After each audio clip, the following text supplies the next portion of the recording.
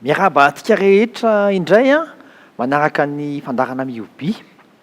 Alohan'ny fampizarantsika ny tenin'Andriamanitra dia manona fiadanana ho antsika rehetra izay mijery amin'izao fotoana izao a sy ny miaino ihany koa n'aiza toerana misy antsika. Andeha aloha ary hivavaka isika.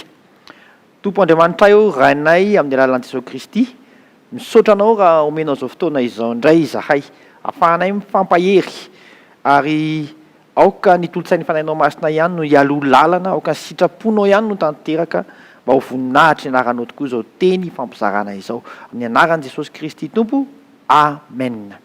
Fifaliana indray ry havana no iarahantsika eto ary andray tenin'Andriamanitra anankiray isika izay voasoratra ao amin'ny Romanina toko 8:9-10. Amin'ny anaran'i Jesosy hoe: fa izao zavatra ary rehetra izao dia samy maniry fantatra ka miandry ny fampisehoan'ireo zanak'Andriamanitra. Ireo zavatra ary rehetra izao miandry fantatra ny fampisehoan'ny zanak'Andriamanitra.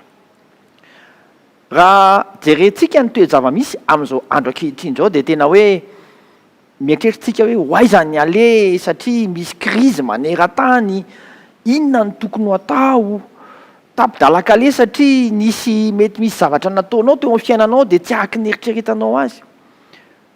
Zao aloha no voasoratra ato anatin'ny tenin'Andriamanitra ity. Ny zavatra rehetra.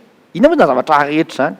Andeha hitakintsika ngeza be hatrany amin'ny galaxia io, hatrany amin'ny rivotra, hatrany amin'ny zava-maniry, hatrany amin'ny trondro, hatrany amin'ny ninninina miandry fantatra ny fampisehoan'ny zanak'Andriamanitra. Tsy hoe fampisehoan'ny olona anankiray zany fa ny zanak'Andriamanitra rehetra mihitsy. Inona natao hoe fampisehoana? Matoa ianao jery fampisehoana dia misy zavatra aseho. Ny kristianina zany, ny zanak'Andriamanitra dia ny kristianina rehetra tsy akanavaka. Ny tianyty tenin'Andriamanitra ty olazaina zany dia zao hoe miandry ange, miandry. Ny tontolo rehetrarehetra dia miandry ny fampisehoan'ny zanak'Andriamanitra. Mba azahoantsika kokoa an'izany tenin'Andriamanitra zany ry havana dia zao andeha aloha ovakitsika ny eo alohany sy ny eo arinany dia avy eo tohizantsika ny fanazavana. Romanina toko 8:9 dia izao no voasoratra: fa ataoko fa ny fahoriana amin'izao andro ankehitriny izao dia tsy tokony hoarina amin'ny voninahitra izay aseho amintsika. Ninninona zany zavatsarotra lalovana izay mitranga amin'izao fotoana izao? Andriamanitra dia te anavaka anao izay miaina io, ianao izay manana an' Jesosy Kristy, ianao izay zanak'Andriamanitra. Raha ny planiny zany dia izay. Ary rehefa mitohy avy eo moa le araka rehefa vakiko teo dia zao mila ny fampisehoan'ny zanak'Andriamanitra dia mietrika daholo ny zavatra rehetrarehetra. Dia andeha tohizantsika ny toy ny 2:20 hoe: fa izao zavatra rehetra izao ozy izy dia nampanekena ho zava-poana nefa tsy noho ny sitrapony fa noho ny izay nampanaiky azy. Teo aloha zany dia zao ndraindraitsika mety varimbarina, mety ny antsika ihany ny jerevantsika, mety ny antsika raha tsy hitatsika hoe ahoana ny tena fiasan'Andriamanitra eo amin'ny fiainantsika.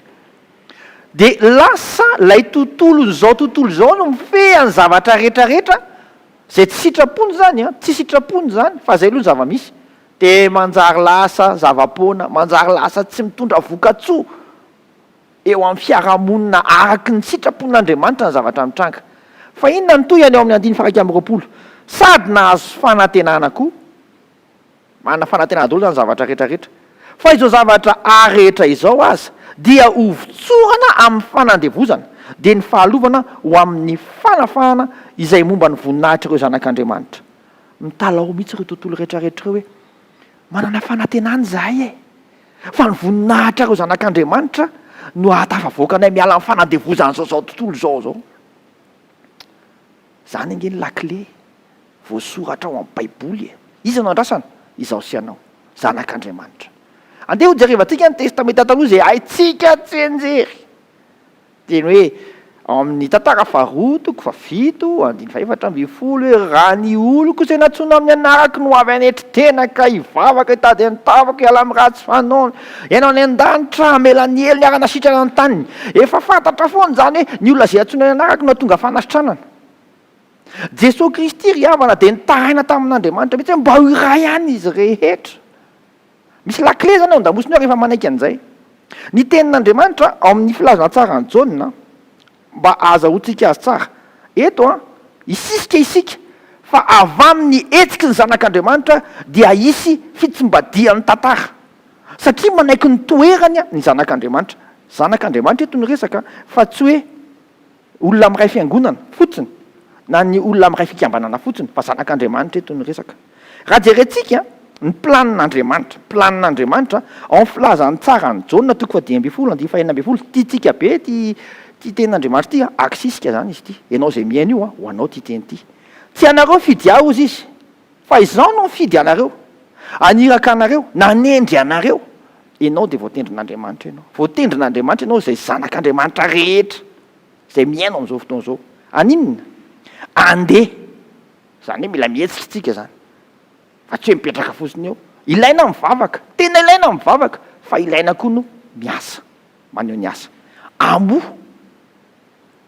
ny tendren'andriamanitra ianao zay miainao zao fotoana zao manana zanak'andriamanitra mety tsy manan'iny ianao fa manana ny identité anao ianao hoe zanak'andriamanitra ianao io ange ka izy andriamanitra mihitsy nametoky fa mila mandeha ianao de mila mamoa ianao zay le fampiseho ny zanak'andriamanitra mamoa ianao ary tsy amoa fotsiny ianao fa aharitra ny vokatra zay ao ataonao aharitra ny vokatra zay ataonao ianao zay miaina io ianao zanak'andriamanitra ianao tian'andriamanitra andeha ianao amoa ary aharitra ny vokatra de nytoyany mahafinaritra atsika mba omeny ray anareo izy zay rehetra angatahinareo amin'ny anarako na inona ndraindray atsika tonga de avy any amin'ny farany hoe tena meo azao fa izao aloha aloha apetraka amin'ny toerany aloha ny toeranao amin'ny zanak'andriamanitra anao hatrany amin'ny testamenta taloha ka hatrany amin'ny filazantsara ka hatraty amin'ny epistily zany no raisitsika ao amin'ny epistily de mbola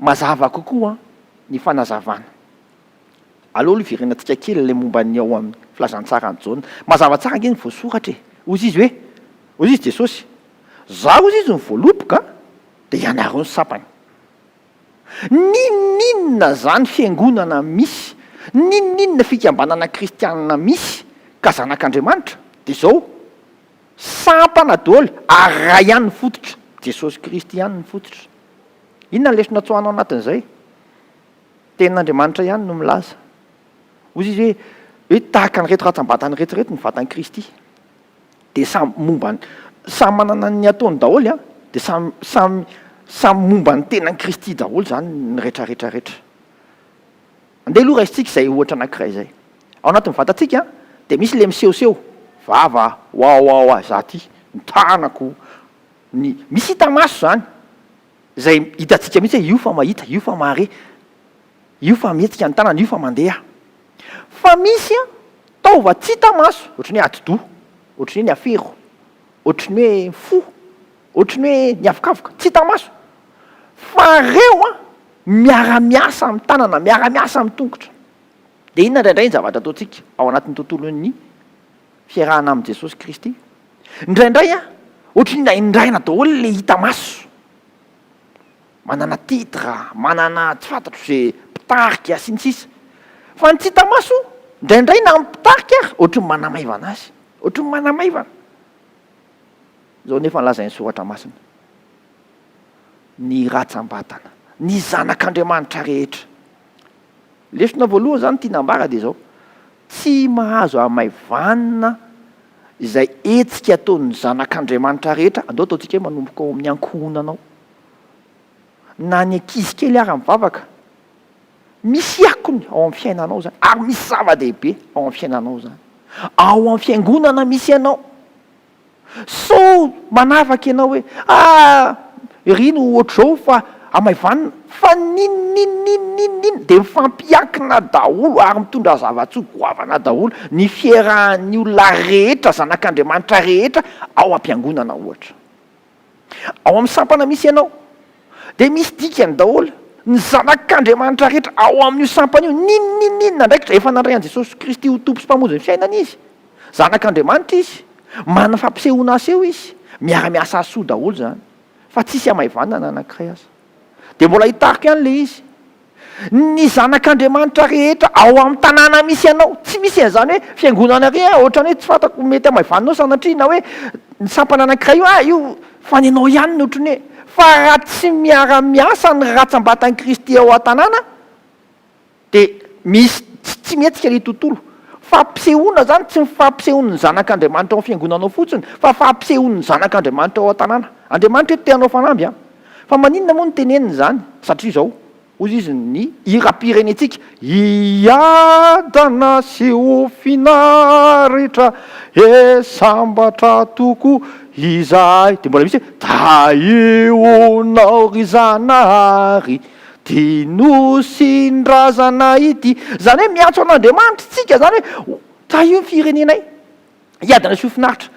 Ahoana no tonga azy iadana seho finaritra? Efa miandry izy, efa miandry daholo ny zavatra rehetrarehetra. Fa ianao ve mandray andraikitra ariny tokony ho izy ve tsika? Tonga amin'ny fotoana ry havana. Andao tena apetraka mihitsy zava-dehibe. Farafaratsiny rehefa tsy amaivaninao le izy, rehefa mifankahita eny an-dalana dia efa miova. Rehefa zavatra atao rehetrarehetra dia efa miova. Ary tsy vitan'izany ihany fa zava-dehibe ny kristianina rehetra maneran-tany mihitsy hitondra fanovana. Mila miray saina isika. Mety samy hafa daholo ny toerana misy atsika ao anatin'ny tontolo ma-kristianina atsika.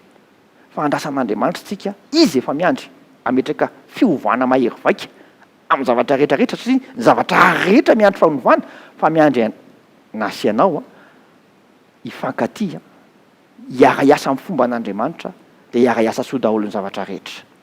Mino aho fa miara-miratra daholo ny masontsika. Andray andraikitra tsika amin'izay tandrify na fiarahamonina kaikely ka hatramin'ny zavatra lavitra be fantatrao fa miara-miasa daholo. Andao avadika daholo ny teny alefa any amin'ny Facebook ihany mba zavatra samy mampandroso daholo no ataon'ny kristianina rehetra. Hatrany amin'izay sehatra misy rehetra miandry ianao, miandry antsika ny tontolo rehetra. Vavaka isika Andriamanitra voninahitra dia ho anao rery ihany. Misaotra anao fa ampiasainay izay mofo dimy sy hazan-drandro anananay fa fantatray fa hitondra fanovana ny zavatra rehetra zany satria zany no voasoratra. Miandry an'izany, miandry fantatra an'izany ny tontolo rehetra. Ampianaro izay zanak'Andriamanitra manomboka aminay ny modely ary matoky fa hikatsaka ny fiadana ny tanànanay zay fa rehefa hiadana ny tanàna dia hiadana koa izahay ary hiadana daholo ny manodidina anay satria ny sitraponao no anjaka eo amin'izany faritra zany eto amin'ny firenenay maneran-tany mihitsy amin'ny anaran'i Jesosy. Mino zay fa afaka tanterahana zany rehefa resy lahatra zay amin'ny anaran'i Jesosy. Amen.